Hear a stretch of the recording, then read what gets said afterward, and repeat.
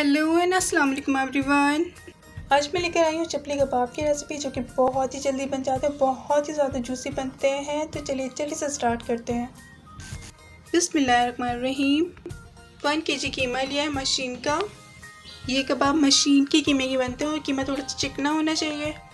3 medium size के प्याज लिया है, उसे चॉप कर लेंगे। उसका पानी अच्छी तरह से निकाल लेंगे। कीमे का भी पानी अच्छी तरह से निकाल लीजिए। अगर उसमें पानी रह जाए तो कबाब ठीक से नहीं बनते। 3 हरी मिर्ची लिए, उसे चॉप कर लिया। हरा धनिया लिया है, उसे भी चॉप कर लिया। 3 टेबलस्पून के करीब इसमें हरा धनिया इसमें मैंने ऐड किया है, या आप जितना भी डालना चाहें योर चॉइस। 2 टेबलस्पून इसमें जाएगी कुटी हुई मिर्च, सॉल्ट टू टेस्ट। और वैसे स्पाइसेस को आप अपनी टेस्ट के हिसाब से ऊपर नीचे कर सकते हैं। 1 टेबलस्पून इसमें रोस्टेड ज़ीरा जाएगा, उसको थोड़ा सा भून कर उसे क्रश कर लेंगे। और 1 टेबलस्पून इसमें जाएगा इसमें गरम मसाला। ये है अनारदाना, 1 टेबलस्पून इसमें मैंने अनारदाना इसमें ऐड किया है। आप इसको थोड़ा सा क्रश कर लीजिए, मैंने नहीं किया था, लेकिन अगर क्रश कर लें तो ज़्यादा ठीक रहेगा। अनारदाना भी मैंने इसमें ऐड कर दिया है। अब इसमें जाएगा 1 टेबलस्पून क्रश कोरिएंडर यानी साबुत धनिया, वो मैंने इसमें ऐड कर दिया है। 2 मीडियम साइज़ के टमाटर जाएंगे इसमें, से मैंने चॉप कर लिया है। अच्छा, लहसुन अदरक का पेस्ट जो है वो भी मैंने 2 टेबलस्पून इसमें मैंने ऐड किया था, लेकिन वीडियो नहीं बनी है, लेकिन मैंने इसमें ऐड किया था, तो वो भी इसमें ऐड कर दीजिए। अब इस पे जाएगा 1 कप के करीब रोस्टेड ग्राम फ्लोर यानी बेसन। कबाब की बाइंडिंग के लिए आप इसमें मैदा भी डाल सकते हैं। आप इसमें मकई का जो आटा आता है वो भी इसमें आप इसमें डाल सकते हैं। थोड़ा थोड़ा सा करके इसमें ऐड करते रहेगा। 1 अंडा इसमें जाएगा। देन इसको अच्छे से मिक्स कर लेंगे। हाथों से इसको अच्छी तरह से मिक्स कर लीजिएगा। चाहे तो आप इसमें ग्लव्स भी पहन सकते हैं। इसे अच्छी तरह से मिक्स कर लीजिए। इतना इसको मिक्स करना है 1 से 2 मिनट तक, ताकि अच्छी तरह से कंबाइन हो जाए।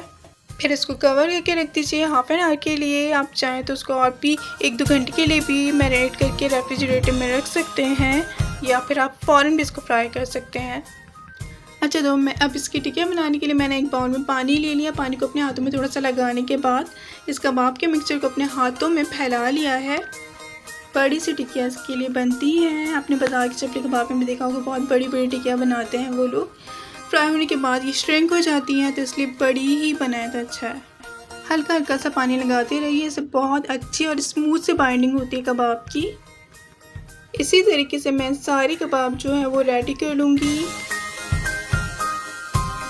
ना। यहाँ पे मैंने ऑयल जो है वो गर्म होने के लिए रख दिया। ऑयल गर्म होने के बाद कबाब इसमें मैंने डाल दिए हैं। मैं इसे डीप फ्राई कर रही हूँ, आप चाहें तो इसे शैलो फ्राई भी कर सकते हैं। तो उससे 3 मिनट लगेंगे कबाब को फ्राई होने में। एक साइड से कलर आ जाए तो उसको टर्न कर लीजिए, ताकि अच्छे से वो फ्राई हो जाए। लो टू मीडियम फ्लेम पर इसको फ्राई करना है। सारे कबाब फ्राई होने के बाद मैं इसे सर्विंग प्लेट में इसे सर्व कर दूँगी। तो रेडी हो चुके हैं हमारे कबाब। इसे सर्व किया है मैंने फ्राई हरी मिर्चों के साथ, क्योंकि बाज़ार में फ्राई हरी मिर्चों के साथ इसे सर्व किया जाता है। बहुत ज़्यादा मज़े की भी लगती हैं खाने में। प्याज से मैंने इसको गार्निश कर दिया है, और इसे इमली की चटनी के साथ इसे खाई तो बहुत ज़्यादा मज़े के लगते हैं। खट्टी चटनी होती है ये, इमली और धनिया, पुदीना, लहसुन और नमक की बनती है, बहुत ज़्यादा मज़े की लगती है।